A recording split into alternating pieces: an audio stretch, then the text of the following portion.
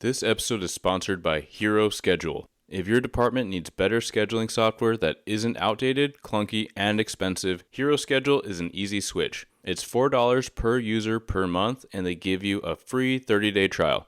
Get started at heroschedule.com and click on Try Hero Schedule.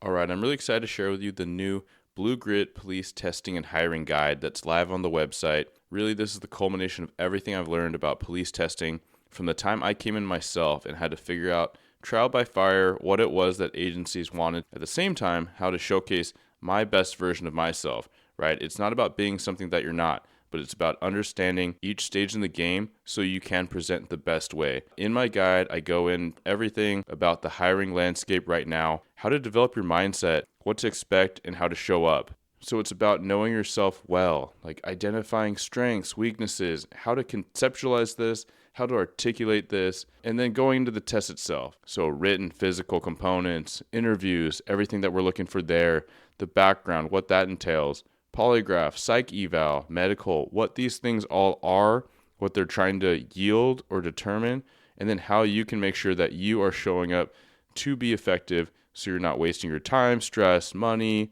all the angst of waiting for this extremely long-term process to go through. So just show up the right way, your best way the first time. Again, you can find that at bluegritwellness.com. Go to the shop. So it's bluegritwellness.com/shop. Don't rely on your supervisors for everything. Don't ask them 5 to 7 questions a shift because they got all these guys asking them the same thing. For all the younger cops out there, one of the better things to do is if you're going to call your supervisor and say, hey, I don't know what to do. Before you do that, kind of think about it a little bit. And when you call, say, hey, this is the situation. This is what I'm thinking about doing. Yes. What do you think about that? And it makes you look a lot better. Let's go make a few traffic stops today. Let's go meet some other people. If your shift morale is low, you don't have to wait on a supervisor or wait to get change shifts to do that. You can start that. You can start that yourself. And that's the best way. Welcome to Blue Grit Radio, the podcast that explores making better cops for a better community. I'm your host, Eric Tung. I've been an active police officer since 2007. We will dive into the aspects of police culture, health and wellness, leadership, and mindset. You'll hear from experts not only from policing, but all industries as they relate to being our best with purpose, passion, and positivity. Join me as we share stories, lessons, and advice so we can all be better for ourselves, our teams, our families, and our communities. All right, ladies and gentlemen, welcome back to another episode of Blue Grit Radio. This is your host, Eric, and today I'm joined by Devonta Richardson from Welcome to the Street. So I should have been like, Welcome to the Street / Blue Grit Radio. But Devonta, welcome, man. Thanks for having me, man. I'm excited to be here. Yeah, absolutely. I want to say when we first connected was a while back, right? Sometimes you have a guest on, you're like, man, it's hard to connect. You're so busy. I'm busy. Time zones, all that. But I think I actually got connected through a mutual acquaintance because you're into officer wellness. And I think that's what popped into their mind. But then I come to learn about what you do with Welcome to the Street and putting out this newsletter, this tangible information for officers. So yeah, just if you could just take it away and introduce yourself and all the things that you do. Yeah, so I started policing back in 2018.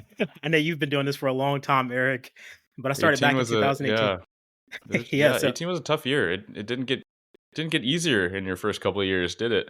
No, it did not. It did not.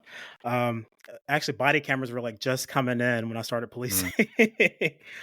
So I started in 2018. So I've been in this for about 6 years now. I'm going into 7. I started off in Atlanta, in the metro Atlanta area for the Henry County Police Department. It was a pretty busy area. We had about 20 miles of interstate there, the Atlanta Motor Speedway. So it was a pretty busy area. There, I just worked patrol. And then I recently moved up here to Ohio. Don't say just patrol. I got ridden for that before. They're like, don't just say just patrol. And I'm like, oh, that's true. There's so many specialties, though. There's so many ways you can go in law enforcement. Yeah, patrol's like a box of chocolates. It is, man. Patrol is awesome. Mm-hmm. So I came up here to Ohio, in the rural Ohio. I currently work as a school resource officer for a sheriff's office. During my time in law enforcement, I've been to 2 police academies. I went through the one in Georgia and the one up here in Ohio. I did a little stint in corrections in a jail. I've worked in patrol, and I'm also a SWAT operator currently at my sheriff's office. That's a little bit about my law enforcement background. Um, Yeah. and I one of the love that. challenges, what's that? I love that. Sorry. I just want to take a moment because we nerded out on this a little bit pre-recording, but I love that you have tactical additional skills and training. You're on the SWAT contingent and you're an SRO. And I've talked about this a couple times on the show, and it's like we need to, and I think we're getting there, but as an industry, we need to rebrand SROs as being like kind of the top tier of your officers, right? Like the cream of the crop should want to drive towards this extremely engaging and demanding job, right? If you're doing it from all angles, then you got to hit it from all angles, right? So that's like engagement with the kids, the students, parents, administrators, and also have this not just the friendly cop, but also have the hey, like this is a vulnerable soft target. We need to take our training seriously and bring that mindset in case you should need it. Yeah, so it used to be that, your school cops were just kind of these guys who were halfway to retirement, your Yeah. older guys or Hmm. guys who went maybe the most fit for duty. They were kind of just thrown into the schools, but that's no longer the case. With these rise in school threats like across the country, it demands that we have better and more capable officers in the schools. I don't know if you saw today, there was just a school shooting up in Wisconsin. Yeah. I mean, Hmm. these things are crazy. Before this one, there was the one in Georgia. And after then, I spoke with cops and SROs all over the country, and they all saw a rise in school threats. So you have to have capable officers in these schools now because a lot of times you are building relationships in the schools, but when stuff hits the fan, like you got to Hmm. have somebody there who can have their wits about them, who can keep calm, and who can actually take care of the situation that's unfolding. So you need to have Absolutely. capable officers in the school. So it definitely is changing the landscape of being an SRO.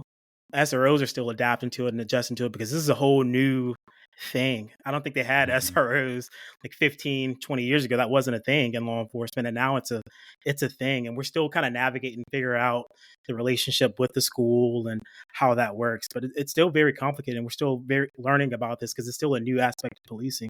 It has been a thing, but maybe not as prevalently, right? Like school Mhm. resource officers, and I'm sure it depends on the district and the state and the individual department, but sometimes I'm sure it's a lot of kind of that social worker component. And there's nothing wrong with that, right? We kind of talked about that already, but then sometimes it's kind of like they work with school security and there's some politics involved. But the point is, and I didn't like seeing it in recent years, and I feel like we're coming out of that with, shoot, I guess we're just kind of coming out of that as far as like the hard swing to one side anti-police rhetoric, but they're like, get the cops out of the schools. I mean, I'm a parent, and I feel like if you, regardless of your political affiliations or like kind of the polarizing nature of politics at times or police at times, like it's about kids' safety, right? And so it's kind of hard for me to even reconcile someone's point of view. I try to stay open minded, but I'm like, I don't even get what you're trying to say here. Yeah, I saw that. I did an article a few weeks, I'm sorry, not a few weeks, a few months ago about how Chicago PD was trying to take all of their school resource officers out of the schools, which I think is Hmm. a crazy type of precedent to set. But I think as we see more and more of these school shootings, like that's not going to go away. You got to have some type of armed security or preferably an officer there in every school. And we're seeing that every school is asking to have an SRO at that building, at every building.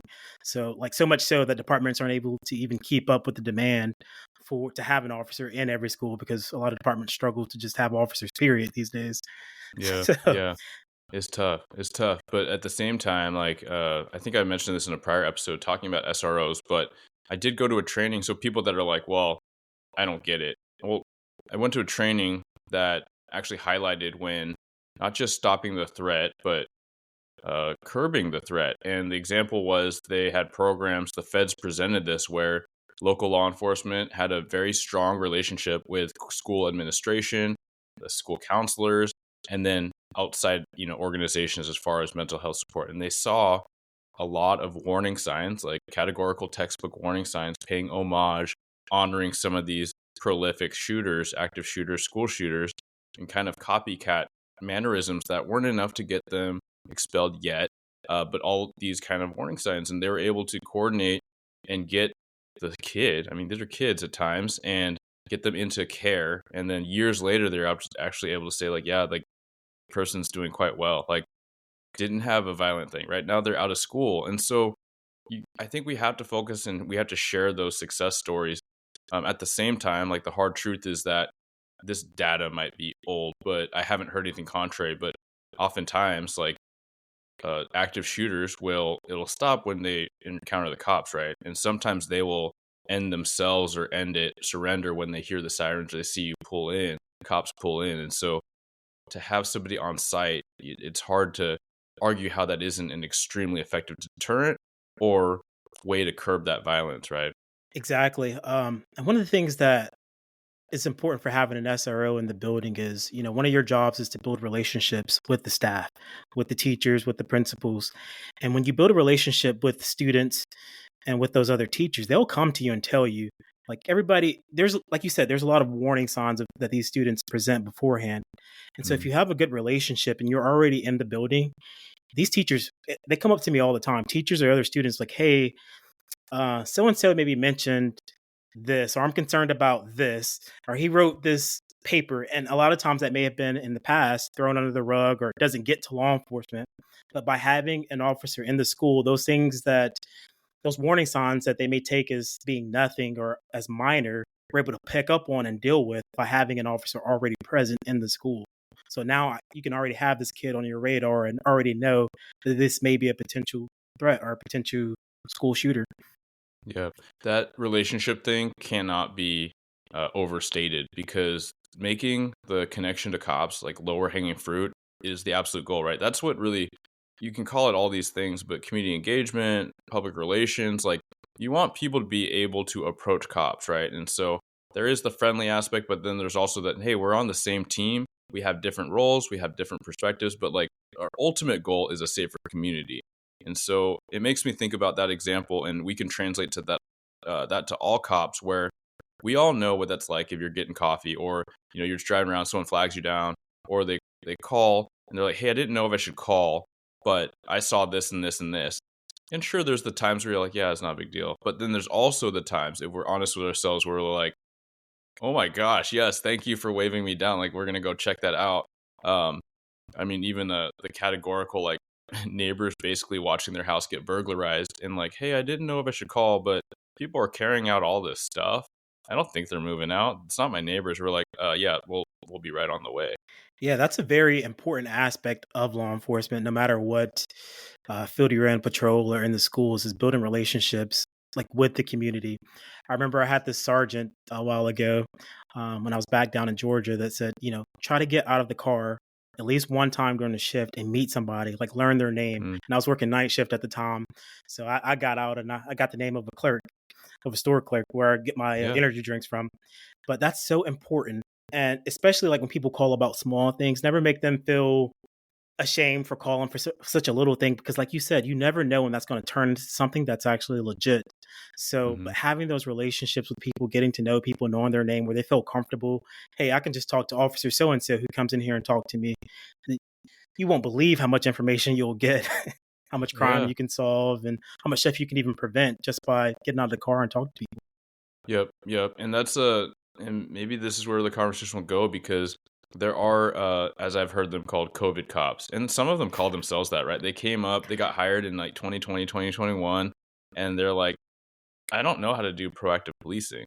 They're like, I wait for the calls, and if they're not coming, like I don't know what to do. And it's just a lack of confidence, right? It's a lack of reps. But I try to remind people, when you get these emails, and sometimes they're annoying because command sends them and Sarge sends like that many more, and get extra patrol requests, like these come from somewhere. And what's better than just saying you were doing random patrol, which like I don't even know how you'd quantify that, but rather than just saying you're just driving down the street because of XYZ, like you got an email that week. It talked about this ongoing crime trend, right?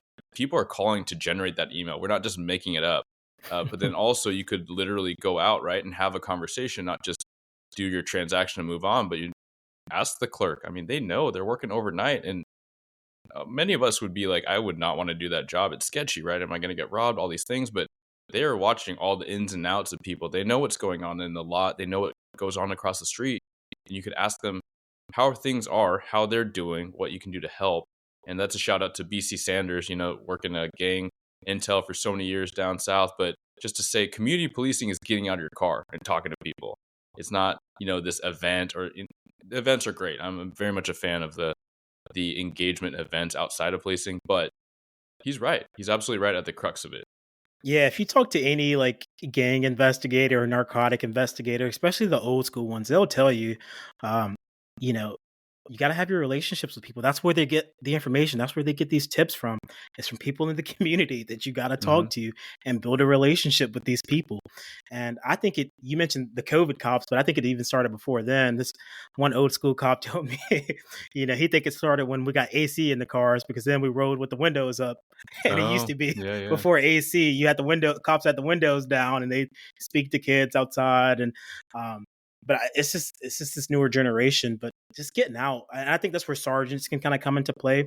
Is just encouraging your guys, maybe giving them tasks. Hey, go out. I want you to go out and get the name of, so many community members this day. And that just kind of challenges your guys to go out there and puts the burden on them to go out there and actually talk to people, have a conversation with people. And I've seen some Yeah. sergeants do that, and it's very effective to kind of motivate your guys to be more to do more community policing. Yeah, for sure. And that goes into a theme that always comes up now. And I think it's more critical than ever with, I would say, an experiential gap in policing, right? A lot of people left before what they planned on, whether it was early retirement or, really early retirement, like a decade or two early. But we have this gap, right? And we have a lot of well intended and very qualified people coming in. And it's not to disparage them, the ones that are willing to come in. Thank you. We would be in a terrible place without you if you came in the last few years. However, we just have a gap, right? So it's forcing a higher rate of development, and that's through intentional mentorship. And that doesn't have to be you being a sarge. That doesn't have to be command, right? That could be just a slightly more experienced officer, right? You got like 6 years, so you're like a dinosaur these days as far as policing, man. But you could even nudge, the guy or gal that you work a beat with or a district to be like, hey, like, I've been doing this a little longer. Like, what do you want help with? And I'm not saying I know better, but like, I'm willing to offer some insight, right? And that could be that challenge, right? Hey, let's go make this many stops, or hey, this place got burged like 3 times in the last month. Let's do some extra patrols. Let's get out on foot. Let's talk to some people, and you're only going to get positive benefits from that. Yeah, leadership, it starts within. So if you're a guy out there, you want to be promoted, you want to get to corporal or sergeant, but you're not a corporal or sergeant yet, you're just an officer. Maybe you have 2-3 years on, because that is a lot more senior now with all the new guys and the high turnover in law enforcement. And you want to show to your command staff that you could be a supervisor. Well, that starts with encouraging those guys who are brand new. Encourage them. Hey, let's go make a few traffic stops today. Let's go meet some other people. If your shift morale is low, you don't have to wait on a supervisor or wait to get change shifts to do that. You can start that. You can start that yourself, and that's the best way to become the best leader. If you want to be promoted or doing something like that, is to take that on yourself. If you've been there for any amount of time, like once you get comfortable a little bit and you kind of know what you're doing, and take that lead. You see something you don't like on your shift, change that yourself. Yeah, no, this is such a powerful theme that we keep revisiting, especially in the recent episodes. But ownership, right? And like leadership starts with ownership. How are you going to lead others if you can't even lead yourself and be self-assured in what you're doing, why you're doing it, and then make it like a really brilliant how you're doing it. And this didn't pop up until I heard you talking, for the last several minutes, but I hear this really constructive positivity in you, and I hear this this willingness and this self-initiated initiated engagement to be better, to elevate those around you, and then naturally the newsletter. But have you thought about where that comes from? Yeah, I think that comes from just working on myself, wanting to be the best person that I can be possible. I've had to do a lot of internal work. Like it's not Mm, enough for me to just exist or to just be, a regular cop. I want to be the best. I'm a school resource officer, but how can I be the best school resource officer? And the way that comes about is identifying what my weaknesses are and figuring out how can I work on these things, how can I be better? So I listened to another one of your episodes where you talked about code plunging. That's mm, something that I love to do every morning, take a code shower or do a code plunge, and to really like challenge myself like first thing in the morning. So I'm all about just kind of working on myself and being the best that I can be in every aspect of my life. That's being a father, being a cop, all these things. Yeah. No, I love that. I'd like to think, I mean, I'd like to think it rubs off on other people, right? Like, positivity can be contagious.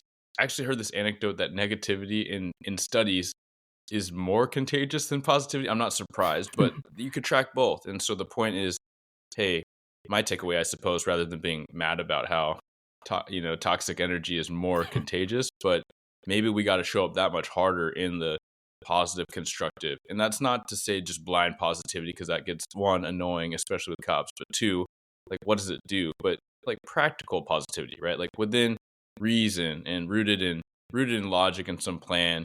And maybe the better word at times is constructive, right? Like, hey, is what we're saying or what we're trying to do constructive? Is it getting us somewhere slightly better than where we're at? And if not, like, how do we adjust course to get there? Yes, you got to bring that positive energy. If you want something good, you want to have a good shift or something, you got to start with yourself and bring that positive energy. And then, like you said, it's contagious. It flows to everybody, and people recognize that. And they don't know why they want to be around you, but they just want to be around you, and it's because that positive energy. Mm-hmm. Yeah, and then it's intentional, right? You got to Oh bring yeah, in, and I yeah. heard you say that several different ways through this conversation so far. Like, no, you don't just happen upon being awesome. Like, you're not just an awesome, Devontae, the awesome SRO and SWAT cop that is also spreading all this knowledge to make others better. So, with the newsletter, where did that come from? What was the start of it? What was the kind of the brainchild, I suppose, of that? Yeah. So how this started was after I moved from Atlanta up here to Ohio. It's a very rural area up here. I mean, it's about as rural as you can get, and rural policing is very different from policing in the suburbs. Um, Back in Atlanta, like we had shift briefings and things were passed down. But here, you really got to, if you want some information and you want to stay updated on what's going on in policing, you have to go out and look for yourself. And sometimes that's pretty hard. Like cops suffer from information overload. Like we're going to domestics. We got to learn, we got to stay updated on the laws. Like we're constantly putting stuff into our brains. So we don't want to go search 2 or 3 hours to go find case law updates and to read through. And then it's boring material. Nobody wants Mm-hmm. to read all that stuff and stay updated on all that stuff. But it's important. You have to. That's part of your job. And out here, we don't do shift briefings. And I know a lot of rural agencies, they don't do shift briefings. A lot of guys, they sign on from shift. They get to the office. I mean, if there's something very important or critical, the sergeant will pass it down, but it's up to you to kind of fend for yourself. So I got the idea, if a lot of cops in rural areas are kind of experiencing the same thing, then and I have to still go do this research to figure out all this stuff and to stay Mm-hmm. updated on the case law and what's going on in law enforcement. Why don't I share that with others? So I started Welcome to the Street. And what we do is I take hours of research looking at case law, and I try to make it very easy to understand because the last thing you want to do when you get off of your shift is to sit there and read this long text about this case law. So we make it Mm-hmm. very simple to read. We even add a poll in there at the beginning of our newsletter, but we keep you updated on legal updates, training. Sometimes we'll throw some scenarios out there to get your brain working so that cops in the bigger cities like at LAPD, Chicago, they get these updates. But I think every cop should have a chance to have access to those updates. So we're just kind of bridging that gap there, updating law enforcement. And so it's expanded. I created it with rural cops in mind, but it's expanded to all cops because even those cops who do get those big briefings, they don't want to read through it all. And so Yeah. Yeah. we've really tried to master making it very simple and very easy to read. Yeah. Yeah, it's all those briefs and those case summaries, even if it's a summary, I mean, that may as well be, I mean, it's like a packet, right? There's pages and pages, and then it's all legalese, and right? And like so Yeah. many cops at times we're like, well, clearly we didn't go to law school, right? And just a cop over here. And that we disparage ourselves to an unfair level at times, but we do need to know, like, okay, what does this mean for me? What is the takeaway? Can I apply it in a scenario? And oftentimes we have some amazing prosecutors locally. I'm sure there's everywhere, but there's also attorneys that, and I don't blame them, right? That their whole job is to dance around the technicalities of this situation versus that one. So in a shift briefing, let's say you have a prosecutor and you're like, okay, so the new ruling is this. So in this scenario, if I do this, am I good? Oftentimes you'll hear, well, it depends because when you do a scenario, let's just say, unless you're watching body cam or reading like an actual technical call that came out, right? When you just say, or an officer just says, hey, I got this situation, everyone in the room is picturing a slightly different situation. And so it gets really in the weeds. So I love the fact that you took something from ownership of you just realizing that you didn't have the access to resources, or maybe just the Reader's Digest sent to you all the time, when you changed agencies and setting. So you took it upon yourself and you're like, shoot, I'm doing all this work, I may as well share it. And I love that. And I think that that's where you see a lot of people in our space, whether it's wellness, peer support, whether it's physical fitness, whether it's leadership, like you had to kind of figure it out and then you share the lessons learned. And I mean, that's not dissimilar from what I've been doing here. So I love that. Thank you. Thank you. Yeah, it's so hard too with this generation. With TikTok and Reels, we were just talking about this before the episode, but Mm-hmm. that really shortens the attention span. So when you send Yeah. out something Yeah. very long, nobody wants to read that. Their attention span, it won't even allow them to focus. So we've had to really, and we're still working on it, is trying to get good at like breaking this information. How can we take, something that's going to take you 10, 15 minutes to read? How can we make this so somebody can understand it, within a few seconds to a few minutes? And so that's a challenge for us, but that's what we try to do every week, is try to take all this complicated information and give it to you in as simple as possible, because I don't think that's going away. Like with this generation, your attention span is just going to get shorter and shorter. So we're constantly competing with videos and things of that nature. But we do it in email format so that way you can have it with you throughout the week, right? You can just go back and look, and it's kind of written there, and it sticks in your brain a little bit if you see it there and you have it in your email and text. Yeah. And it's easy to follow, right? It's like Yeah. we can get a lot of emails, but in being a subscriber to Welcome to the Street, like I see the format and it's very clear cut. It's something that I could imagine you having in your squad car, right? Your MDC or whatnot. And you're scrolling through a couple things and you get that call. So you minimize it, right? And you can come back. It's not like pages and pages and pages of all this stuff. You can see the little clip, be like, okay, do I need to look into this further, or just move on because you understand it? And so I think it's in a very clear, tangible format, which is great, because you're right. We are in this I suppose world information age where it's just like information overload, and you already have so many dang emails from your sarge and your command and all this stuff. You're trying to even like keep your head afloat, right? Yeah, absolutely. I mean, there's just so many things officers have to keep up with, but we have to, right? Because we're expected to. We're police officers, People expect that of us. That's our job. And it's hard. It's overwhelming to keep up with all of these things, to be prepared for court, to know all the laws, because when we need references to the laws, you just go look up the law code on the website, or you pull out the book. So it's nice to have a reference there. And so that's what we try to create for cops, just a reference for them to have. Yeah. Yeah. Do you have thoughts on that, right? You just pointed out kind of that impossible standard. And I think that that's something that we can all recognize in police, right? You're new and you feel like you got to be the expert in all things. And I feel like a lot of us respond to being new in not the best ways, right? We act like we have to know it. And, you fake it till you make it until that doesn't work. Have you thought about things like that, especially as you dove into this whole world of like trying to, suss out this info and then spread it at scale? Because now you're like, shoot, like if I misunderstand it, it's one thing, but now I got so many people and kind of grappling with that pressure of that. Yeah, so it's okay not to know things, right? You're I working love as that a you just cop said in that, law because that's where enforcement. Yeah. that's where I was hoping you were going to go. Yeah, at the school, a lot of times they ask me certain things, and I don't know right off the top of my head. I get things mixed up with Ohio law and Georgia law, and I'm like, I don't know, but I'm going to find that answer for you. And that's where it's Mhm. important to know people, to go take first. You have to take the initiative to go look for it for yourself, where it may be. And then even then, you may have trouble finding it. And what we do is we ask people, we ask experts. I have my LinkedIn, and I reach out to attorneys or to people, or to people who've been in law enforcement longer than me. Hey, what do you think this means? Let me get your opinion. And so if you don't know something, it's okay not to know everything. You have to just ask and go get the resources to kind of figure out the answers, and then get back to whoever asked you the question. Yeah, and that is fantastic, right? So there's all these detriments to the day and age of social media and, mass information. But I've said it several times, but the gift of today's age is I'm able to connect with you. over 3 time zones. We're both policing. We're both doing a very different job. You're doing like the actual policing, and I'm like at a desk. But the fact is, we're sharing ideas and we're sharing them at scale where people can learn from our lessons and our experiences.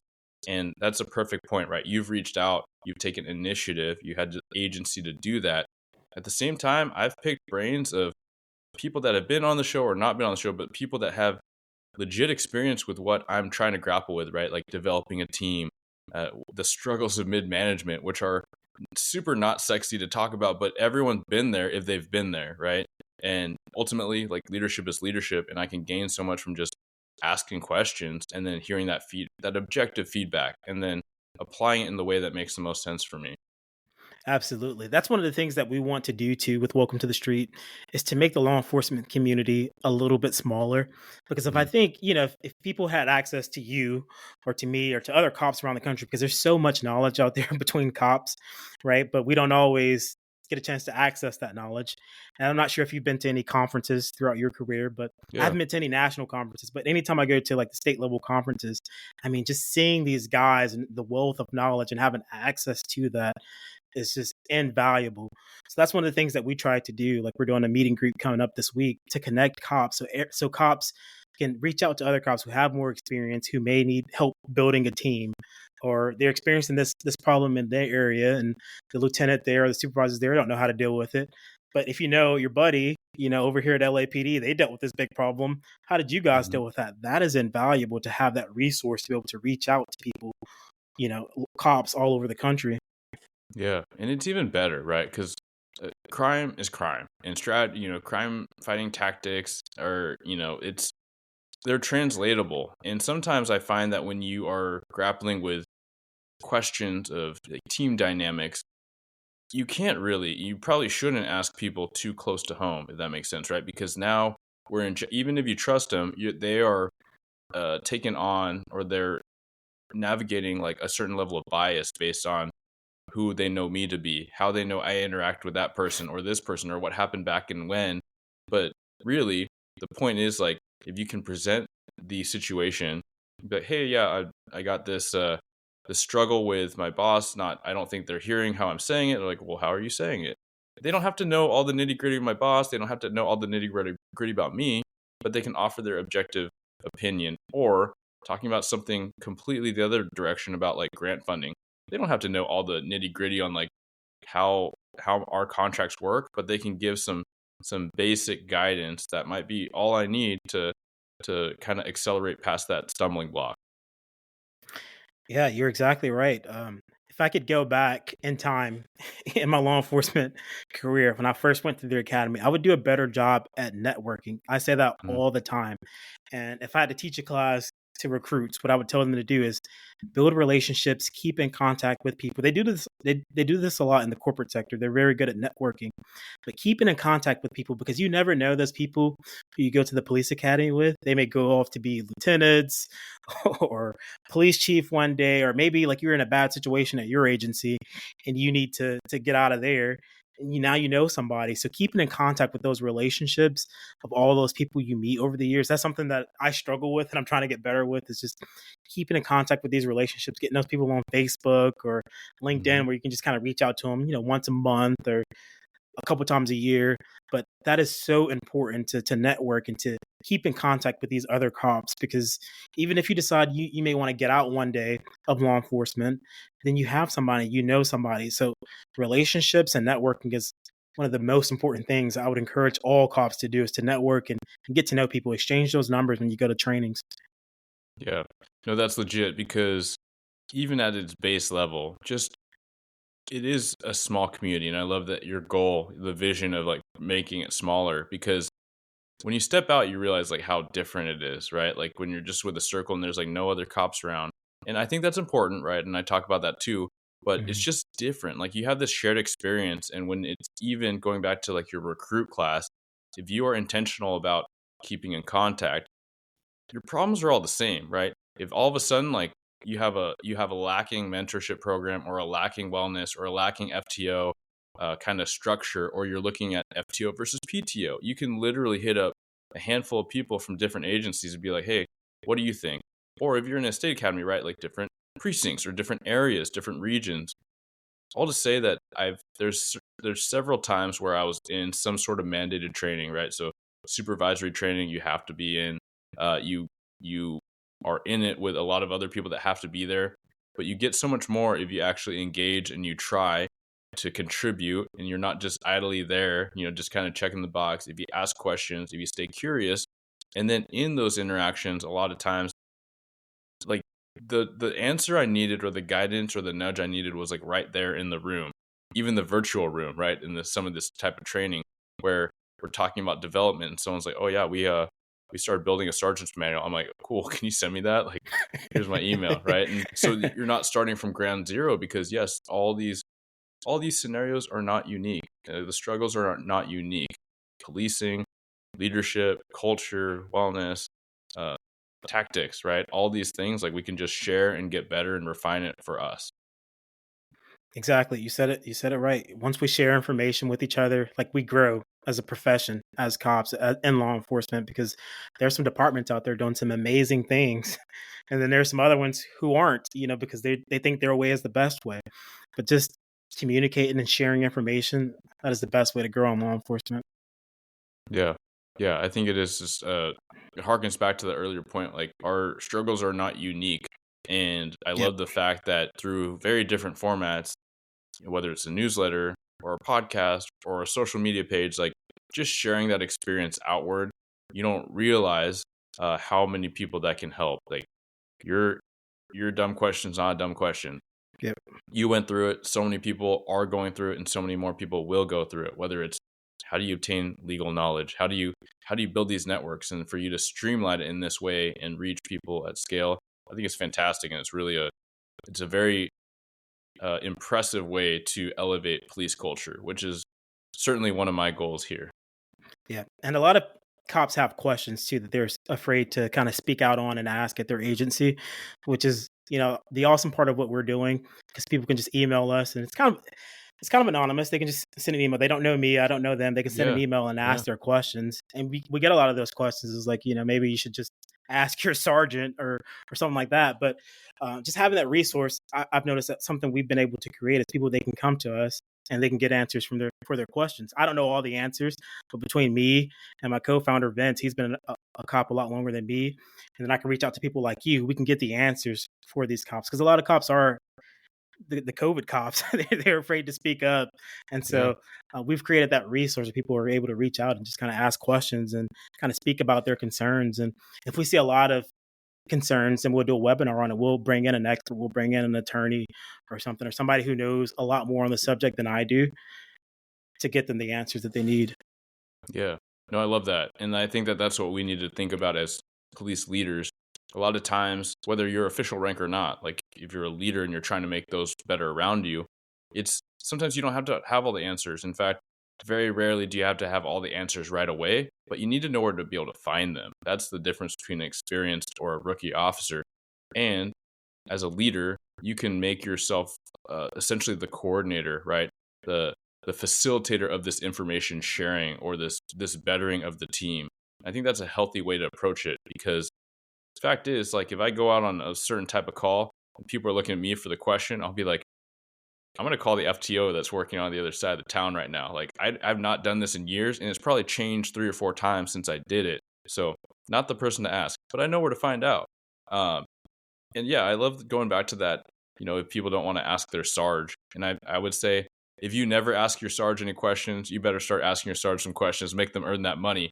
But if you are the person that asks your sarge like 5, 7 things a day, then yes, you need to find some more resources. Like, my heart goes out to that sarge, because they are trying to supervise several people and all these logistics. They got their own job to do. But yeah, hit up your senior officers, hit up your FTOs. And then if you are that person, put yourself out there, make yourself a resource. Yeah, somebody preached that to me a long time ago. This senior cop, he'd been a cop for a long time. Um, don't rely on your supervisors for everything. Don't ask them 5 to 7 questions a shift, because they got all these guys asking them the same thing.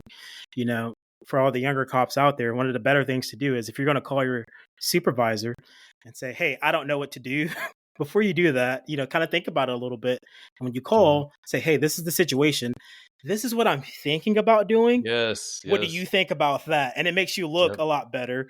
Or if you just genuinely don't know, instead of calling your supervisor 5 or 6 times, rely on those senior officers, because then it makes you look better too. Because eventually you're going to want to be promoted. You're going to want to be a corporal or a sergeant or something like that. And you don't want your sergeant to think you just don't know anything. So yeah. spread the love around, call some of those other senior guys. And it's okay because if you're new, because it takes a while to learn this thing. I mean, I was 3 years in, 4 years in. Still now, I'll call all the time if I have Yep. questions. I'll call other senior officers, other SROs at other agencies who's been doing this a lot longer than me and who has more experience. No, I love that. A sharp sergeant will say, "Cool. What do you think? What do Yeah. you want to do? What's your plan?" Right? Like that's good development. They're not just giving you a hard time. I mean, we all may, not all of us, hopefully, but many of us have had that.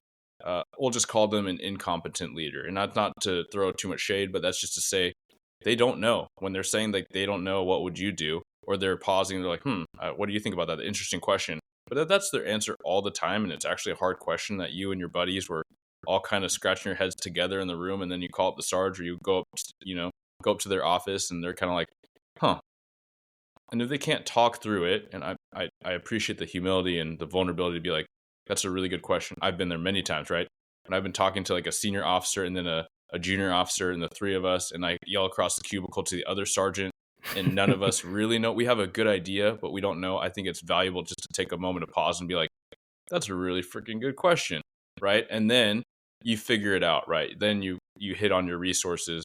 But I think a couple things there in the conversation we're having. One is that if you're the astute sergeant, you recognize, hey, this is a good question. Well, maybe if someone's asking too many questions and they need to take some agency on their own, then you flip it into cool. You learn the lesson. I want you to present on it in briefing and roll call tomorrow or later this week, because then Yep. if you had the question, maybe everyone else has too. But then if you teach it, then you're truly going to learn it, right? There's few better ways to learn something than to teach it. And at the same time, if you're the officer and you want to instill trust, you want to build trust to the point you made earlier, right? You want people to know that you know what you're talking about, you just are unsure, or you don't know if you have maybe the authority to make that call. Say, hey, here's what I intend to do. And I think that's like David Marquet. He was a Navy admiral. I don't know, some sort of submarine captain dude. Sorry, Navy people, but yeah, this whole like building leaders, relay what you intend to do, and if your boss is not on board, then they'll say something. But otherwise, they'll be like, "Cool, green light. Thank you for advising me." Right, and then it builds that trust to build your own confidence in that to make that decision. And if anyone needs to override, like you've given the opportunity to let your boss do that. Yeah, it's so funny you mentioned that, man. When I was a younger cop, when I was fresh out of the academy, I remember I had the sergeant, and anytime I'd call, she'd be like, "Oh, what does the law book says? what Mm, what does the statute say?" I'm like, man, that is so frustrating. As a newer cop, it's like, man, that is so frustrating. Then as you get older, you realize they were trying to teach me something. Like the mm. answer is right there. I just need to use my head to think about it a little bit more and apply it there. Because you have the answers yourself. And so that is what a good sergeant and what a good leader does. They train you to find the answers for yourself. Yeah, yeah. There's a right and wrong. Like there's a right balance, right? And it makes me think of my second FTO that literally every question I asked and try some of it was just conversational, right? We're driving around, there's nothing really going on. We're even going back to the station at the end of the day. I'm like, hey, by the way, what is this like a policy or is this like common like kind of common courtesy or practice?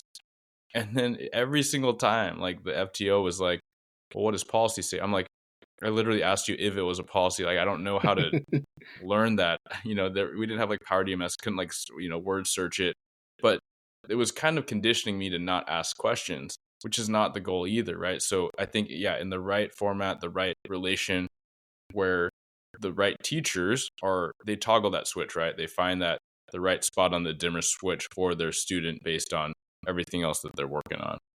And I think that that's all part of your development as an officer and as a person, because you're going to encounter different type of sergeants, different type of officers. Like you're going to get that sergeant you can never get a report past. There's Mm-hmm. always something wrong with it. You think it's perfect. There's always something.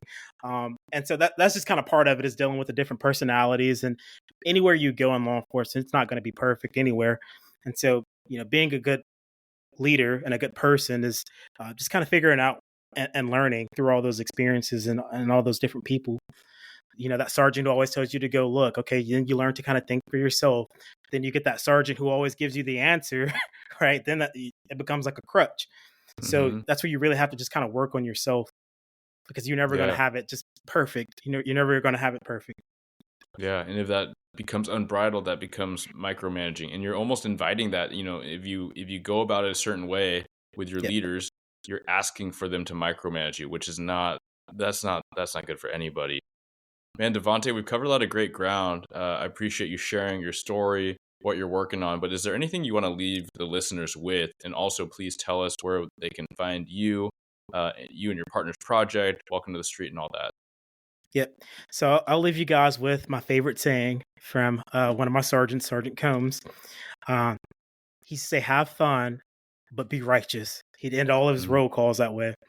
And what that meant was, go have some fun, go make some traffic stops, go take people to jail, go do all the fun, cool cop stuff that we love to do, but be righteous about it. Be fair, make sure you're following the law. So for all you guys out there, have fun out there, enjoy the journey of policing, but be righteous about it. Remember that we are policing people in the community, people who make mistakes. So be fair in your judgment, because your decisions can significantly impact somebody's life. So have fun, enjoy your journey of policing, but also be righteous about it. You guys can find us at welcometothe street.com. All of our socials are just Welcome to the Street. So we're on Instagram, Twitter, TikTok. You can find us all over.